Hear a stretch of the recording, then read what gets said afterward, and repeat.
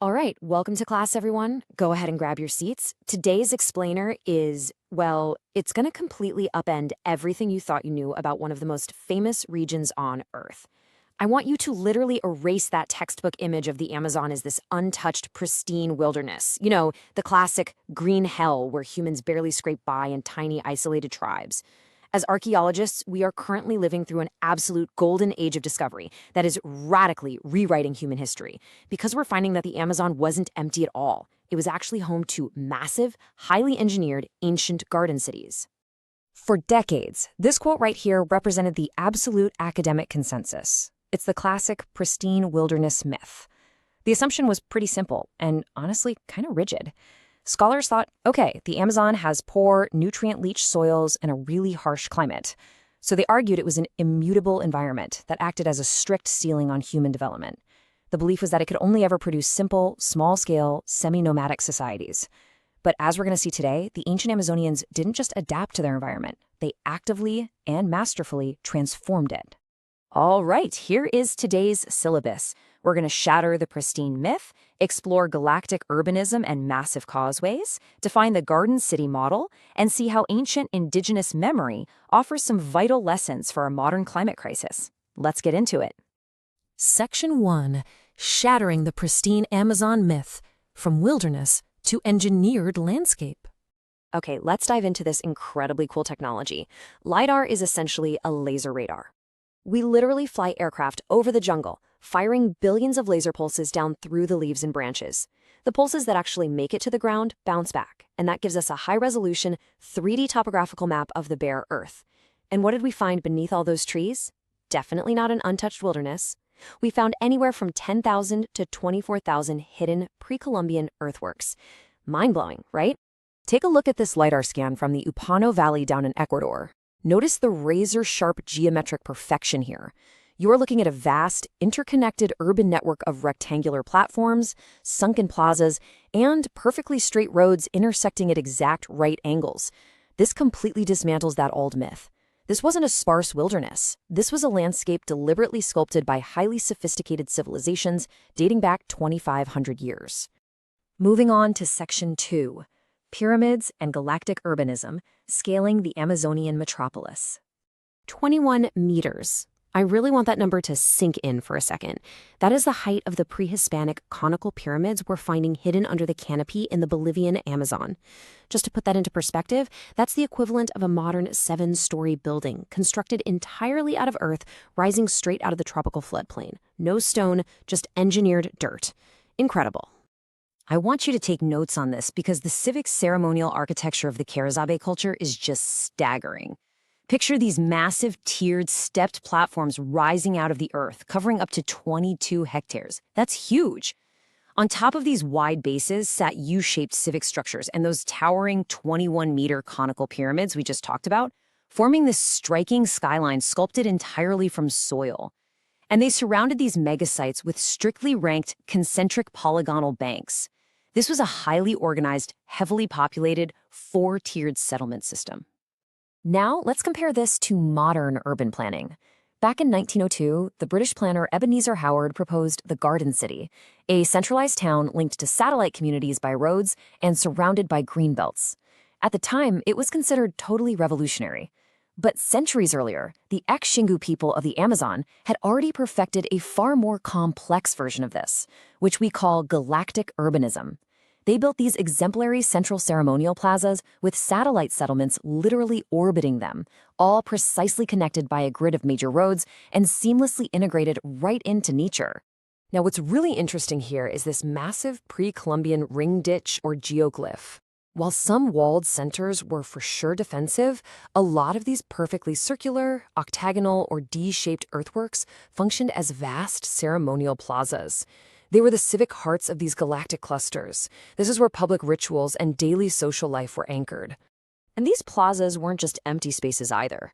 They were physical maps of social hierarchy. The village architecture literally reflected social status. For instance, as you entered a village along the formal, cardinally aligned road, the local chief's residence was strictly oriented to the right. This actually mirrored the asymmetrical weighting of the human body.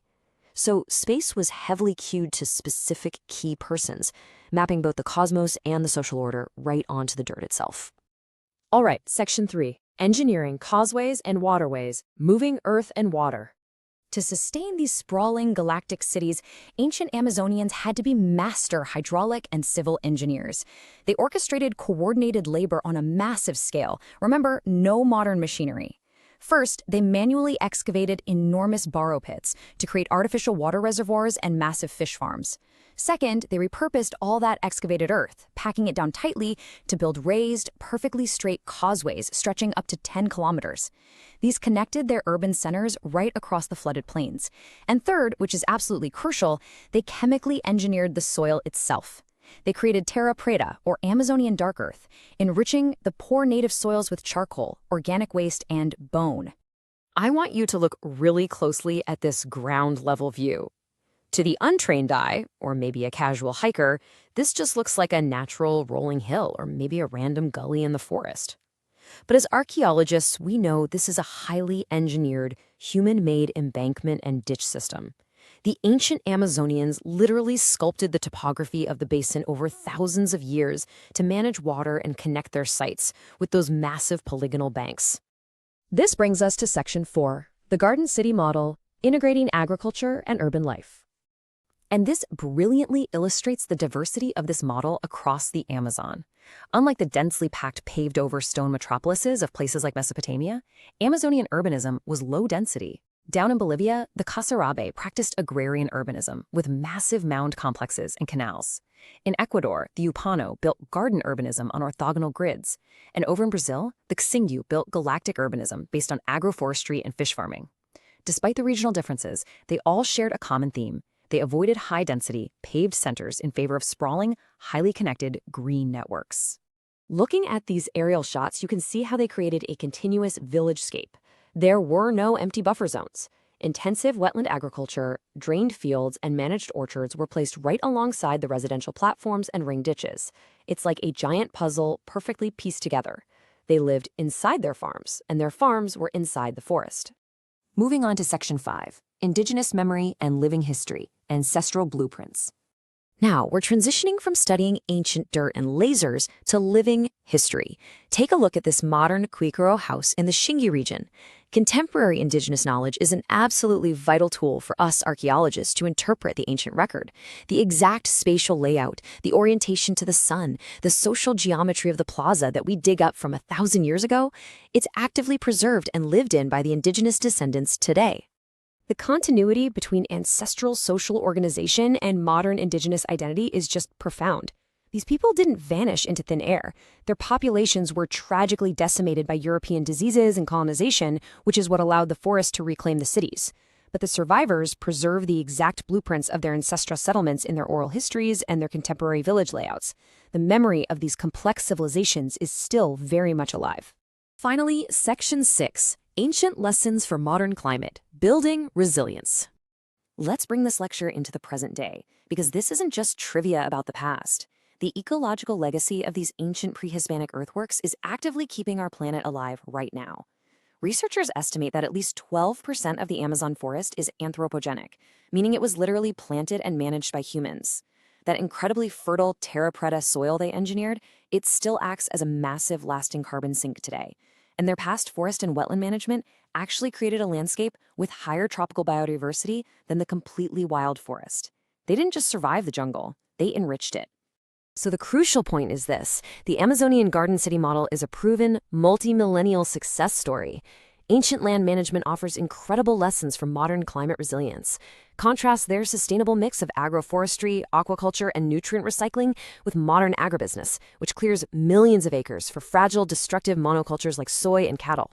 The ancients proved you can support large human populations while actually enhancing tropical biodiversity. I want to leave the class with this final thought to chew on. We often think of advanced technology as steel and microchips. But engineering a thriving, million-strong civilization that functions as a net positive to the Earth's ecosystem is arguably a far higher technology. If the ancient Amazonians built sustainable garden cities that enhanced biodiversity, what is stopping our modern cities from doing exactly the same? Thanks for joining today's Explainer. Class dismissed, and I'll see you all next time.